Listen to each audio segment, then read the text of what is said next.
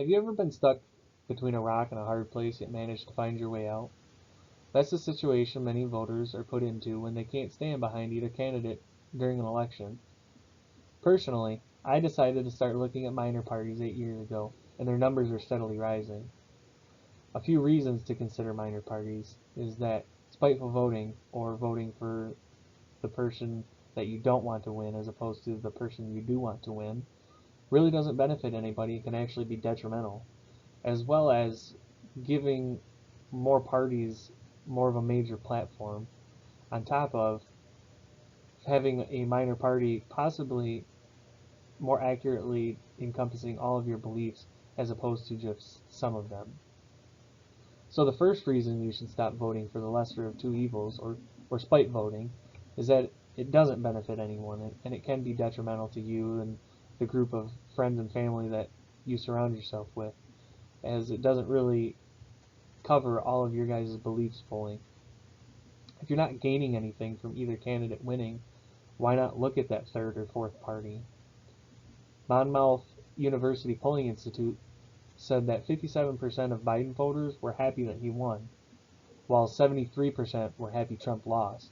And that gap, to me, represents that spite vote, where they were voting against the person that they didn't want to win, as opposed to the person they really did want to win. Spitefulness never really gets anyone anywhere. Rather, we evolve through goodwill. Looking at the National Library of Medicine, Darwin actually believed that altruism had a place in natural selection and could actually push tribes to become victorious over other tribes who lacked altruism or selflessness or goodwill. The second reason you should look at minor parties as an option is to give them that chance at a major platform and break the bipartisan way. Governing with only two parties gives everyone less of a voice when everyone should be heard.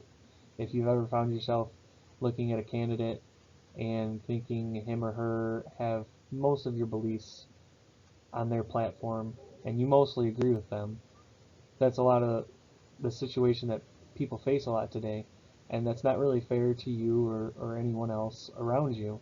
We should be voting for the most qualified candidate in your belief system. Some states won't even recognize a party until they have a certain percentage of votes. So looking at ballotpedia.org, Virginia, to even get recognition, you need 10% of the state votes. Whereas Pennsylvania, they become a major party, or recognized as a major party, once they have 15% of the votes. Sure, there's a lot of states that only require 1, 2, or somewhere around there percent of the votes to be recognized, and some not at all. You just have to submit your appeal.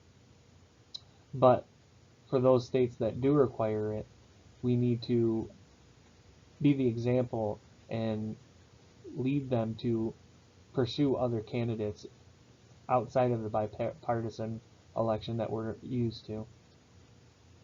In 2016, libertarians took 3.8% of the popular vote. The more that vote third party, the more others will be encouraged to do so. Looking at this from 270towin.com, you can see that they actually took New Mexico's 5 electoral votes in 2016. That vote did decline in 2020 by about half, as less people rallied behind them. They felt defeated in 2016. But we can bring those numbers back up and give certain parties more of that major platform.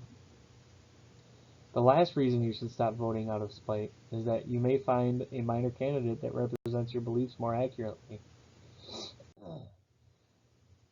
Democrats and Republicans try to have broad belief systems to incorporate as many voters as possible. There are many parties that may be more specifically geared to what you believe. I don't want to say that I'm rooting for any political party or really pushing anything, but while we're talking about libertarians gaining that electoral vote, I'd like to show you their platform, and we can all realize that it's really a mix of both the Democrats and the Republicans. They fall somewhere in that gray area of a Venn diagram. There's some Republican beliefs and some Democrat beliefs. So this might be a great option for some people. Now, there are currently 7 recognized parties in Michigan, 5 of which are minor parties. We have our Democrats, we have our Republicans, but we also have the Green Party, the Libertarian Party that we've spoken of, the Natural Law Party, the taxpayers' party, as well as the working class party. There are other parties out there. One in particular I know of is natural law, and I'm sure there's countless more. So to give those parties a chance and really bring them to light, we all need to rally and vote for people that we actually fully stand behind, as opposed to people we partially stand behind, or people that we don't stand behind just so the other person doesn't win. We really need to think more consciously when we're voting so that the most qualified person gets into office that's really going to do the best for our economic system, for our socio-political system, etc. So next time you're deciding between the two major candidates during a vote, remember, there are more options out there for you to look at. It may take a few more elections to garner numbers, but if we don't start now, we will always be stuck with our two options. I've included a works cited page. I hope everyone appreciated this and will consider looking at minor parties in the next election. Thank you.